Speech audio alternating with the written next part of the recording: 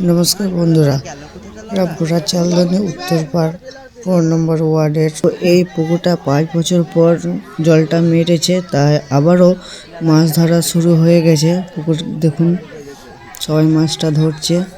তো কেউ মাছ পেয়েছে, কেউ পেয়েছে না, এবং আরও অনেক মাছ আরও নিচের তলায় আছে। কালকে জলটা অল্পটা অনেক কম ছিল, সেই জন্য সবাই নেমেছে। এই পুকুরে জল অনেক আগে বিখ্যাত ছিল, কিন্তু এখন সেই বিখ্যাত নেই, জলটা পুরো খারাপ হয়ে গেছে। তা সেই জন্য পুকুরটা জল মারা হচ্ছে, তার জন্যই এই মাছ ধরা শুরু হয়ে গেছে। এই পুকুরটায় অনেক, এই রামপুরা চালদানি পুকুর অনেক দূর দূরান্ত থেকে সবাই মাছ ধরতে আসে এবং অনেকে মাছ পায়, কেউ না মাছ পেয়ে যায় না।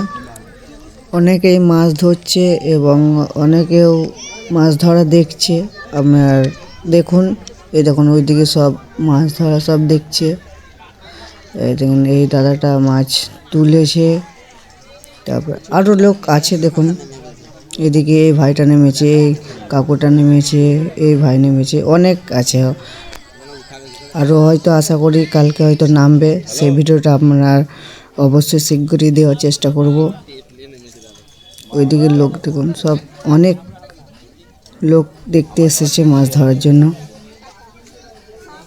এবং ধরছেও, দেখছে। এদিকে আছে, এখানে এটা হচ্ছে চালদানি পুকুরের বাগান। সব লোক দেখছে, নাম্বার অপেক্ষায় আছে, সব জালি নিয়ে যাচ্ছে, এক এক করে সব নামছে। তো আপনাদের এই পুকুরের ভিডিওটা কেমন লাগলো অবশ্যই কমেন্ট করে জানাবেন এবং পেজটাকে ফলো করবেন। আমাদের চালদানি পুকুর মাছ খুব মিষ্টি, তো যারা এই মাছ খেয়েছে আবারও মাছ ধরার জন্য এসে গেছে এই মাছ খাওয়ার জন্য। তো অনেক খুব সুন্দর মাছটা খেতে লাগে। তা এখন জলের অবস্থা খারাপ, সেই জন্য আর কেউ মাছ খায় না। তো মাছগুলো ধরে হয়তো বিক্রি করার চেষ্টা করে। পুকুরের জলটা খারাপ, সেই জন্য পুকুরের জলটা মারা হচ্ছে, কারণ সামনে কালী পুজো আসছে, সেই জন্য জলটা ভালো করার জন্য জলটা মারছে। তো একজন মাছ পেয়েছে, ওপর দিয়ে সিঁড়ি দিয়ে মাছটা তুললো। দেখুন আপনাদেরকে দেখায়, এই দেখুন সেই মাছ একটা, এই মাছটা বলছে তেলাপিয়া মাছ। অনেক গায়ে কাঁটা থাকে, খুব মিষ্টি মাছ হয়, খুব ভালো খেতে লাগে মাছটা। দেখুন এই দেখুন, এই মাছটা পেয়েছে, এই দাদা ভাইটা তুললো। আর সামনে পাহাড় দিয়ে ওই দেখুন এক সাপ খেলা দেখাতে এসছে, তাই ওখানে যাওয়া যাক।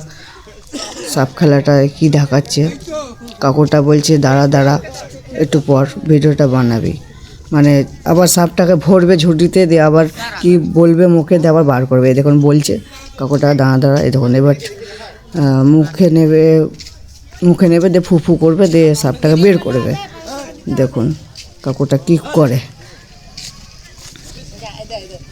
সাপ খেলা দেখে এসছে, মাছ ধরা তো দেখলেন, এবার সাপ খেলাটাও দেখে নিন কাকুটা কি করছে। এই দেখেন নাকে করে হাতে এমনি এমনি করছে, মানে হয়তো মন্ত্রতন্ত্র করছে সেটা।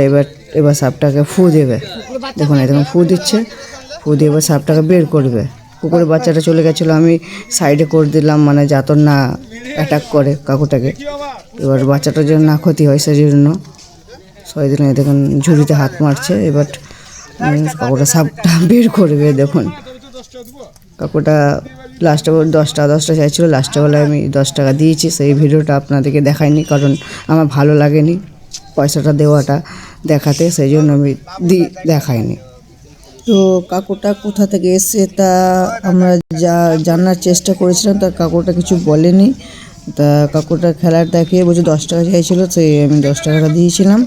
তা এই দেখুন এই সাপটাকে বলে আপনি কোথা থেকে ধরেছেন সেটাও জিজ্ঞেস করেছিলাম, সেটাও বলতে পারিনি। তাই দাদা বলছে একটাই সাপ আর আছে নাকি দেখো, সেটার জন্য বুঝলাম।